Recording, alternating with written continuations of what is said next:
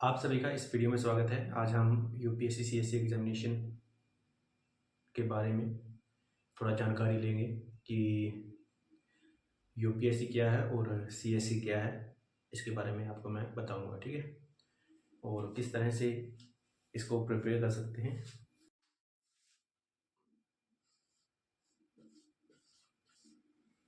UPSC के बारे में बात करें तो इसकी फुल फॉर्म होती है union public service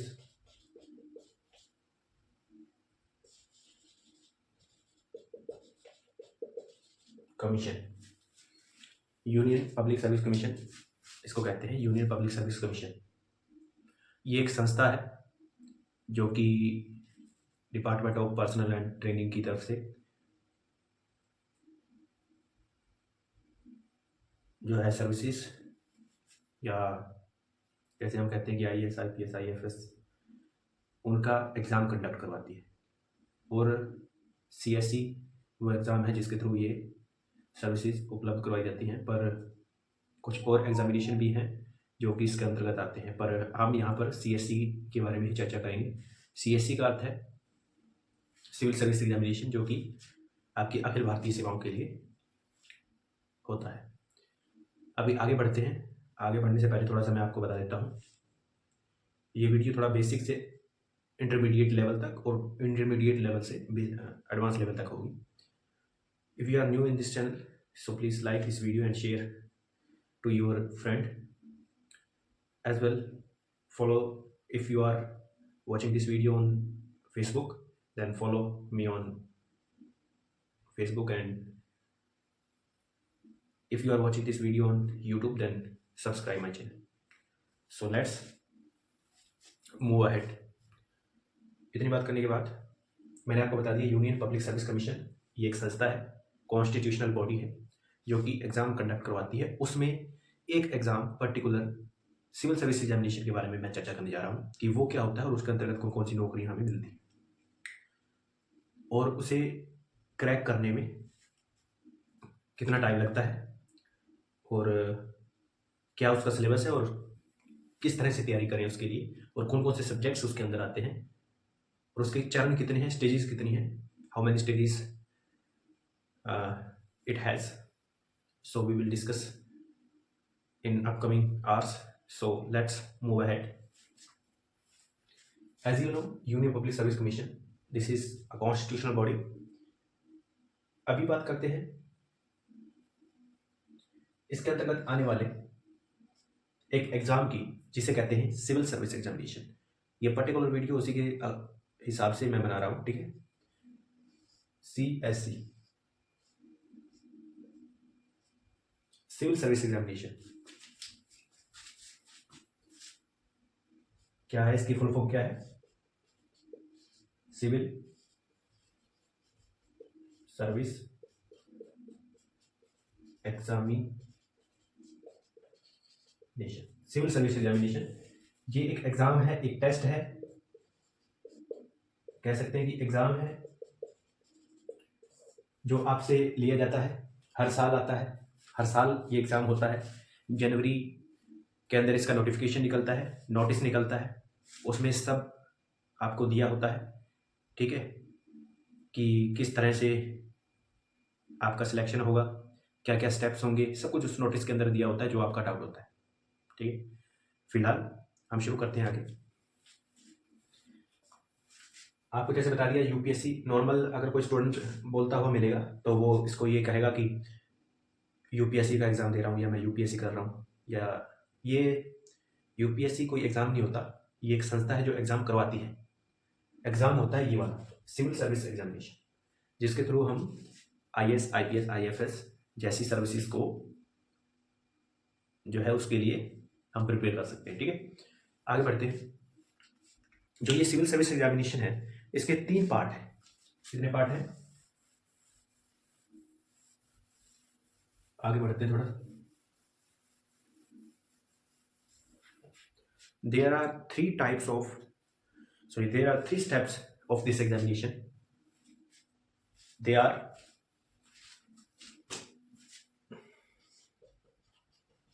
civil service examination, इसके बारे में चर्चा कर रहे हैं। इसको 3 तरह से हम देख सकते हैं। 3 इसके स्टेप्स होते हैं, 3 चरण होते हैं, 3 स्टेजेस होती हैं जिनको हमें पार करना पड़ता है, तभी ये एग्जाम क्लियर होता है और तभी हमारी मनपसंद जो भी, अगर हमें आईएएस चाहिए, आईपीएस चाहिए, आईएफएस चाहिए, जो भी सर्विस चाहिए वो हमें मिलती है जब हम ये 3 स्टेजेस, ये 3 चरण जो है पार कर लेते हैं। कौन कौन से हैं? नंबर 1 है प्रीलिम्स, नंबर 2 है मेंस। अब स्टूडेंट्स जो हैं, जो भी इसके लिए प्रिपेयर करते हैं, जो भी स्टूडेंट्स इसके लिए प्रिपेयर करते हैं वो इसको प्रीलिम्स कहते हैं या प्री कहते हैं, मेंस कहते हैं या मेंस, ठीक है। और लास्ट आ जाता है, थर्ड जो स्टेप होता है वो इंटरव्यू होता है। इतनी समझ आ गई आपको? 3 स्टेजेस होती हैं, 3 चरण होते हैं इसके। और आपको आगे बताता हूँ मैं इसके बारे में।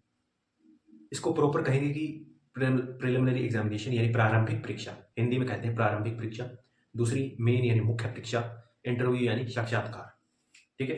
ये 3 चीजें या 3 स्टेप्स होते हैं। आगे बात करते हैं इसके बारे में। आपने जान लिया प्रीलिम्स, मेंस और फिर आ जाता है इंटरव्यू,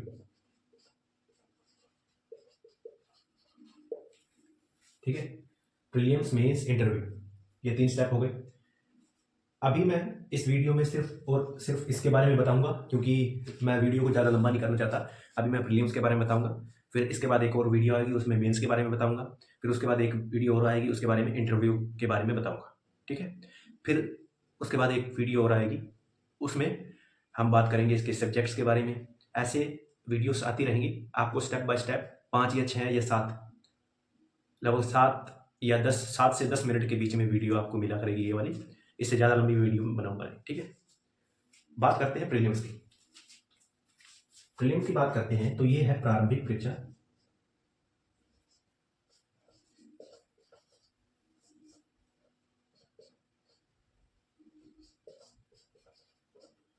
प्रारंभिक परीक्षा, ठीक है। इसे कहते हैं मुख्य परीक्षा और इसे कहते हैं साक्षात्कार, ठीक है। प्रारंभिक परीक्षा की बात करें तो इसके भी आगे 2 चरण हैं। इसके भी आगे कितने चरण हैं? 2 चरण हैं,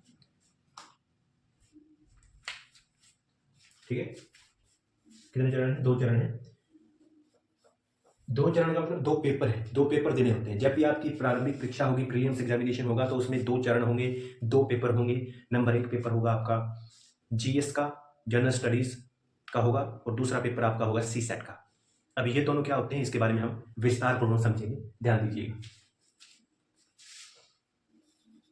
जीएस का और दूसरा जो पेपर होता है हमारा सीसेट का, ठीक है। अब ये जीएस क्या होता है? जीएस का मतलब होता है जनरल स्टडीज, जनरल नॉलेज जैसे हम कहते हैं ना, वैसे जनरल स्टडीज होते हैं। उनमें कौन कौन से सब्जेक्ट्स पढ़ने होते हैं?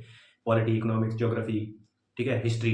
ये 4 मुख्य सब्जेक्ट होते हैं जो मेंस में भी आते हैं और प्रीलिम्स में भी आती है। इसके अलावा साइंस पढ़नी होती है, ठीक है। साइंस 10th लेवल तक की साइंस जो हमें आनी चाहिए। और साइंस के अलावा आईआर, इंटरनेशनल रिलेशनशिप्स, मैंने इससे पहले जो आपको मैपिंग करवाई थी तो वो इसलिए करवाई थी कि आपको कंट्रीज पॉलिटिकल पर्सपेक्टिव से याद होनी चाहिए, ताकि मैं किसी भी कंट्री का नाम लूँ तो आपको आईआर में वो यूज होगा और वहां आपको याद आना चाहिए, ठीक है। ठीक है, इसमें मैंने विषय आपको बता दिए, ठीक है। इसको मैं अलग से लिखूंगा, अभी मैं बोलकर बता रहा हूँ। सी सेट में हमें मैथमेटिक्स पढ़ना, मैथमेटिक्स आना चाहिए, यानी मैथ्स आना चाहिए, गणित आना चाहिए, ठीक है। उसके अलावा रीजनिंग आनी चाहिए। उसके अलावा इंग्लिश कॉम्प्रीहेंसिव पैसेज सॉल्व कैसे करते हैं, इंग्लिश के कॉम्प्रीहेंसिव पैसेज या इंग्लिश थोड़ी बहुत आनी चाहिए। ये 3 चीज़ें आनी चाहिए। और ये जो पेपर होता है आपका क्वालिफाई नेचर का होता है, इसको क्वालिफाई करना होता है, इसको पास करना होता है। इसमें जो है आपके 80 प्रश्न आते हैं, 80 क्वेश्चन आते हैं, 80 क्वेश्चन आते हैं। उनमें से आपको अगर पास होना है तो उसमें 27 से 28, अगर 30 आपने कर दिए क्वेश्चन तो आप पास हो जाते हैं। ये पेपर आप पास करते हैं तभी आपका ये पेपर चेक होगा, और ये पेपर चेक होगा, इसके थ्रू आपकी कट ऑफ बनाई जाती है। कट ऑफ आपकी आती है, अगर उस कट ऑफ को आप पार कर जाते हैं, पास कर जाते हैं, तो आप समझ लीजिए कि आपका जो आपका पहला स्टेप है या पहला जो चरण है आप उसे पास कर ले जाते हैं और आप अब एलिजिबल हैं, आप अब दूसरे चरण के लिए तैयार हैं, इस चरण को आप देते हैं। ठीक है, इसके बारे में नेक्स्ट वीडियो में बताऊंगा। अभी इसको मैं थोड़ा साफ कर देता हूँ, प्रीलिम्स के बारे में और बताता हूँ और उसके सब्जेक्ट्स क्या होते हैं और चीज़ें।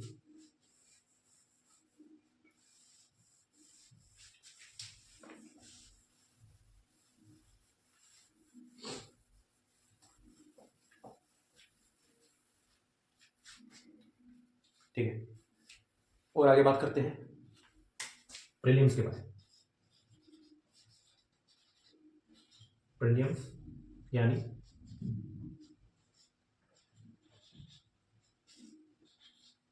प्रारंभिक परीक्षा। प्रारंभिक परीक्षा 2 पेपर बताए, GS 1 पेपर 1 किसका है, GS का। पेपर 2 किसका है, CSET। CSET का मतलब होता है civil service aptitude test, civil service aptitude test. ठीक है, इसमें कौन कौन से सब्जेक्ट्स आते हैं, पहले तो इसके बारे में बात कर लेते हैं। ये आपका 2 घंटे का होता है, 2 आवर्स, 2 घंटे का होता है, 200 मार्क्स का होता है, यानी 200 नंबर का होता है, 2 घंटे का होता है। इसमें सब्जेक्ट्स कौन कौन से आते हैं, नंबर 1 पॉलिटी, ज्योग्राफी, ठीक है, history, economics, economy, science,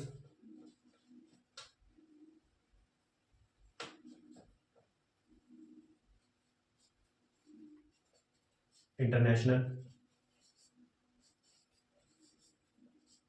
relationship, international relationships नहीं, इंटरनेशनल रिलेशंस, एनवायरमेंट,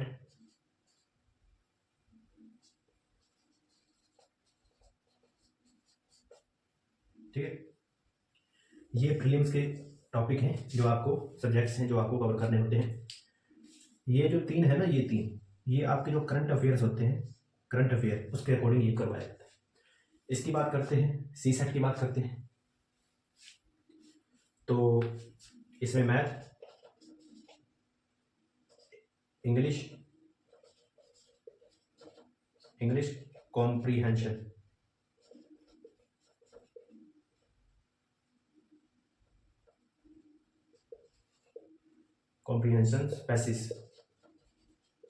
पैसेजेस आता है, ठीक है। फिर आता है रीजनिंग,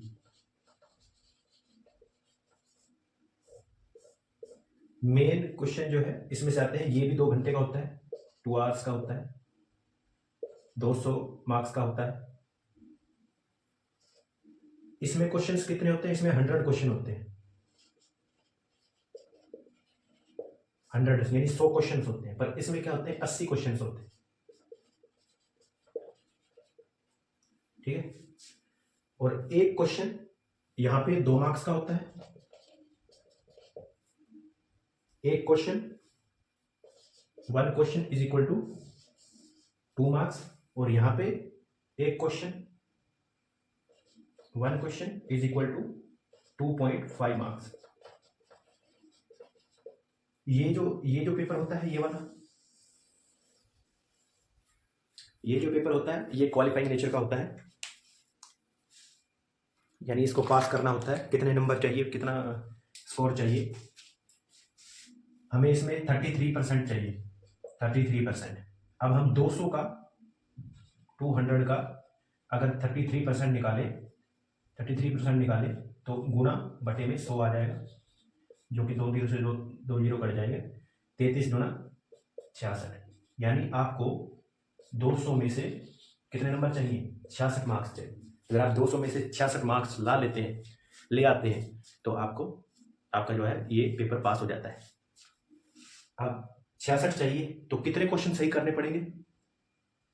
एक क्वेश्चन होता है 1 question is equal to 2 marks, तो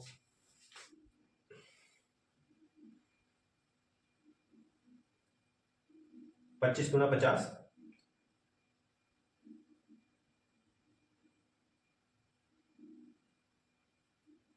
50 और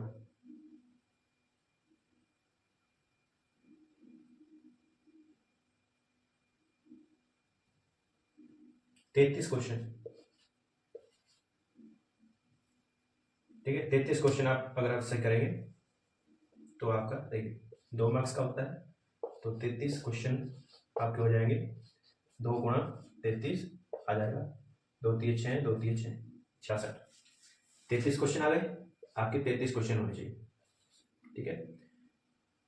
अब 33 ही क्वेश्चन नहीं करोगे आप, थोड़े से ज़्यादा करना ताकि आप सेफ जोन में रहो। इतना आसान नहीं होता इसको पास करना, जितना मैं आसानी से बता रहा हूँ आपको, ठीक है। तो ये इसका कैलकुलेशन होता है कुछ। अब ये आप मान लीजिए कोई स्टूडेंट है राम, राम ने एग्जाम दिया, उसने पहली परीक्षा दी, ठीक है। मान लो वो राम है 2026 में पहली परीक्षा देने जा रहा है, ठीक है। यही कुछ उसने समझ लिया, पेपर में गया, उसके इस पेपर में तो आ गए पूरे के पूरे 66 नंबर, पास हो गया। पास होने के बाद अब ये इसका पेपर, ये वाला, ये जो पेपर 1 है, पेपर 1 और ये है पेपर 2। पेपर 2 उसने पास कर लिया, पास्ट। अब चेक कौन सा होगा? पेपर 1। अब पेपर 1 चेक होगा, इसमें अब इसको ज़्यादा से ज़्यादा मार्क्स लाने होंगे, ठीक है।